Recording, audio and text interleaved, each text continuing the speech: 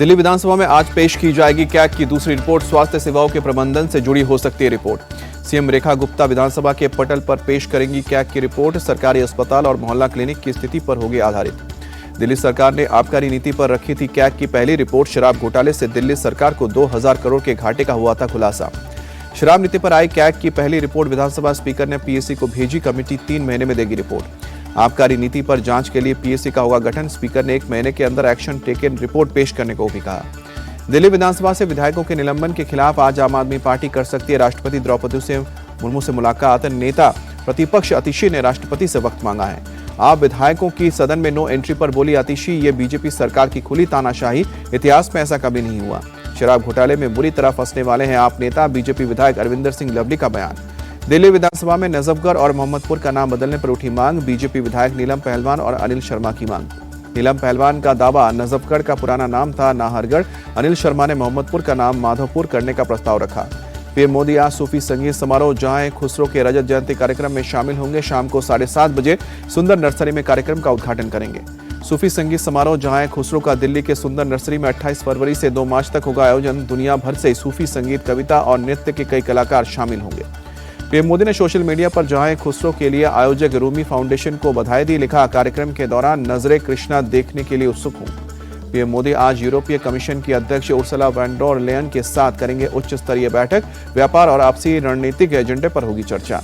PM Modi से मुलाकात से पहले उर्सुला ने भारत को बताया भरोसे का साथी। कहा कि टकराव और कंपटीशन के इस दौर में यूरोप को भारत जैसे भरोसेमंद साथी की जरूरत। बिहार विधानसभा का बजट सत्र आज से होगा शुरू। सुबह 11:30 बजे सेंट्रल हॉल में होगा गवर्नर आरिफ मोहम्मद खान का अभिभाषण।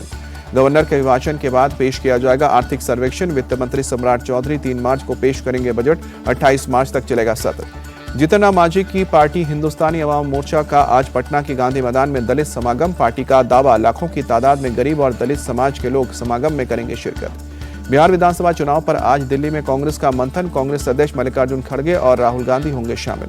कांग्रेस की बैठक में बिहार में आरजेडी के साथ गठबंधन और सीटों के बंटवारे पर भी हुई चर्चा। बिहार के सभी बड़े नेता सहित प्रभारी कृष्णा अलावारू होंगे मौजूद।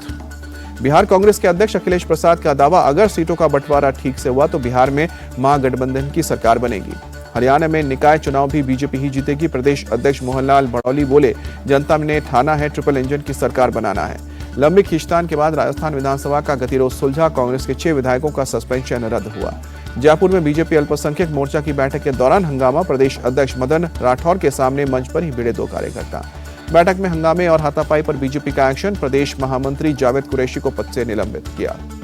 सीएम ममता बनर्जी का बड़ा आरोप, कहा कि फर्जी वोट के जरिए दिल्ली और महाराष्ट्र चुनाव जीती बीजेपी। चुनाव आयोग ने इसमें बीजेपी की मदद की। पश्चिम बंगाल में यही करने की कोशिश कर रही है बीजेपी। ममता बनर्जी बोली, बीजेपी ने एक एजेंसी बंगाल भेजी है जो वोटर्स की अदला बदली कर रही है। हम बाहरी लोगों को बंगाल पर कब्जा नहीं करने देंगे। बिहार में देर रात 2:36 पर महसूस किए गए 5.5 तीव्रता के भूकंप के झटके। नेपाल में जमीन के 10 किलोमीटर नीचे था भूकंप का केंद्र। दिल्ली के आसमान में छाया बादल। मौसम विभाग के मुताबिक गरज के साथ हल्की बारिश की संभावना। 20 से 30 किलोमीटर प्रति घंटे की रफ्तार से हवा चलने का अनुमान। दिल्ली में गुरुवार को टूटा सबसे गर्म फरवरी का 74 साल का रिकॉर्ड। न्यूनतम तापमान 19.5 डिग्री सेल्सियस। शिमला के नरकंडा में भारी बर्फबारी। सड़कों पर जमी बर्फ की मोटी परत। सड़कों पर फिसलन से शिमला रामपुर नेशनल हाईवे पर ट्रैफिक बाधित। शिमला में हो रही ताजा बर्फबारी। पेड़ पौधों पर जमी बर्फ की परत। बर्फबारी से बड़े इलाके में खूबसूरती। हिमाचल प्रदेश के कुल्लू में भारी बर्फबारी। नेशनल हाईवे को बंद किया गया। मौसम विभाग ने रविवार तक येलो अलर्ट जारी किया है। हिमाचल प्रदेश के लाहौल स्पीति में भारी बर्फबारी। लगातार बर्फबारी से कैनी गांव में आया एवलांच। नाले में पानी की तरह बहता दिखा बर्फ का सैलाब। लाहौल स्पीति में एवलांच से किसी के जान को नुकसान नहीं। लगातार बर्फबारी से घाटी के लोगों की परेशानी बढ़ी। कई इलाकों में 5 फुट से भी ज्यादा बर्फ जमी। जिले में बर्फबारी को देखते हुए जिला प्रशासन का फैसला। शुक्रवार को लाहौल स्पीति के सभी शिक्षण संस्थानों को बंद रखने का आदेश जारी किया गया। जम्मू कश्मीर के श्रीनगर में ताजा बर्फबारी। पर्यटकों और स्थानीय लोगों में खुशी की लहर। जम्मू कश्मीर के डोडा में मूसलाधार बारिश के बाद लैंडस्लाइड। नेशनल हाईवे 244 पर ट्रैफिक रोका गया। जम्मू कश्मीर के पुंछ में बारिश के बीच लैंडस्लाइड। गाड़ी पर गिरा बोल्डर। हादसे में ड्राइवर की मौत। पुंछ में बड़ा सड़क हादसा। कलाई विलेज के पास नदी में गिरी कार। हादसे में 7 लोग घायल। नदी की तेज धारा में फंसे लोगों को पुलिस की टीम ने रस्सी के सहारे रेस्क्यू किया। अंधेरा होने की वजह से रेस्क्यू में हुई परेशानी। हरिद्वार के रुड़की में विधायक उमेश कुमार ने कैंप कार्यालय पर फिर फायरिंग की। बाइक सवार नकाबपोश बदमाशों ने की फायरिंग। यूपी के कानपुर में दुकान में लगी आग, 9 लोगों को रेस्क्यू किया गया। हादसे में एक महिला घायल हुई। अगरतला में आदिवासी महिलाओं ने नेशनल हाईवे किया जाम। पीने के पानी की किल्लत को लेकर बाल्टी लेकर सड़कों पर उतरी महिलाएं। यूपी के कानपुर में 10वीं के छात्र ने साथियों के साथ मिलकर की 1 करोड़ की चोरी। छात्र ने अपने ही घर में की चोरी। महाकुंभ के समापन पर सीएम योगी ने अरेल घाट पर झाड़ू लगाई, गंगा नदी से कचरा निकाला।